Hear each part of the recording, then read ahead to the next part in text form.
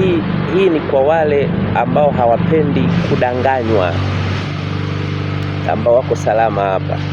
Wale ambao kumba wale wa kudanganywa na vitu ambavyo vinawagusa hisia zao, au nawaachia wale wengine wadanganyaji. Ila kwa wale ambao hawapendi kudanganywa, ambao bado wako salama katika vichwa vyao, wanipa nafasi ya kufikiri na kufuatilia wao wenyewe na tukizungumza, hao ndio ninahusiana nao kwenye jambo hili. Ndugu zangu wa Tanzania, viongozi, vijana, kaka zangu, dada zangu, wadogo zangu, kundi lolote lile la kijamii, katiba yetu ya Jamhuri ya Muungano wa Tanzania iliyoko sasa hailitambui neno maandamano, hailiruhusu neno maandamano, haitoi kama haki neno maandamano, wala jambo lolote lile linalofanana na mkusanyiko wa kimaandamano halitamki kama haki. Sasa angalia ibara yoyote, tafuta sehemu yoyote, ibara ndogo yoyote, kipengele cha katiba yetu, fuatilia mwenyewe, waulize wasaidizi wako wa kisheria, ama tafuta sasa hivi, ingia kwenye simu yako, download katiba ya Jamhuri ya Muungano wa Tanzania, ama unayo nyumbani, tafuta kwenye ibara yoyote kama kuna neno maandamano. 2, kinachozungumzwa kama ni haki ya maandamano ni upotoshaji. Hakuna haki ya maandamano. Kwa neno lenyewe tumekubaliana halipo. 2, haki ya kulifanya haipo. Haki ya kufanya chochote kinachofanana na hicho haipo. Ila ibara ya 20 imezungumza uhuru wa mtu kukutana na kuchanganyika na mwenzake na kujadili, kutoa maoni, kujiunga kwenye vyama vya siasa na kufanya shughuli zote za halali bila kuvunja sheria. Hicho ndicho kimechozungumzwa na ibara ya 20. Anayezungumza ibara nyingine ya maandamano ataje ibara yake mwenyewe, lakini ibara ya 20 imezungumza uhuru wa kukusanyika, kuchanganyikana na wenzako na kutoa maoni bila kuvunja sheria, kujiunga kwenye vyama vya siasa. Imezungumza mwamvuli huo. Sasa maana yake hii inatupa tafsiri gani kisheria?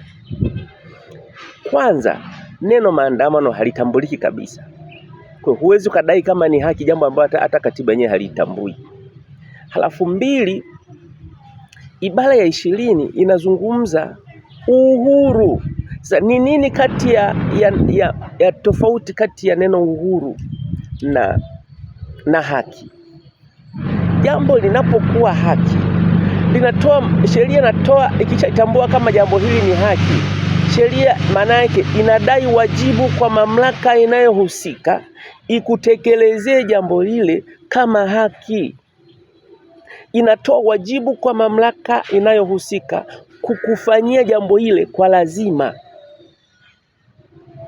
Lakini ikizungumza jambo fulani ni uhuru wa kulifanya, maana yake sheria ama katiba inaagiza mamlaka inayohusika na jambo hilo kutekeleza uangalizi, kuangalia wakati unatekeleza haki yako, uhuru wako huo wa kufanya unalotaka kulifanya, hauvunji sheria, hauvunji haki yako mwenyewe, hauvunji haki za wengine, hauvurugi amani, hauvunji chochote kile ambacho sheria imekielekeza kifanyike vipi. Sasa ndugu zangu, hilo neno haki ya kuandamana mnaitoa wapi? Kama tatizo ni la kikatiba, hilo tuseme haya ni maoni ambayo tunatamani yawepo kwenye katiba ijayo, tuseme kuwepo na haki ya kuandamana. Kwanza neno lenyewe kuandamana lizungumzwe na liwe ni haki. Kwa sababu hata likiwepo hafu likawa ni uhuru, kwamba uhuru wa kuandamana, tayari inadai wajibu kwa mamlaka zinazohusika na jambo lile kuangalia wanatekeleza uhuru wako au kiuki sheria, havunje haki za wengine.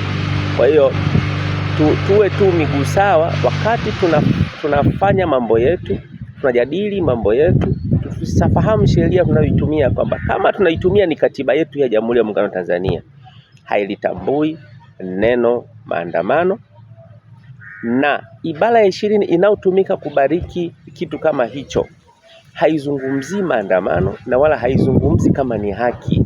Imesema ni uhuru wa kukutanika na kutoa maoni na kujumuika, lakini sio haki, kwamba ni lazima polisi ama mamlaka yanayohusika wakutekelezee zoezi la wewe kuandamana ama kukutanika na ila inaagiza mamlaka zinazohusika ziwepo karibu na wewe kuangalia kama unavunja sheria. Ukivunja tu wanatekeleza wajibu wao. Hiyo ndio tofauti kati ya jambo kuwa huru na jambo kuwa haki.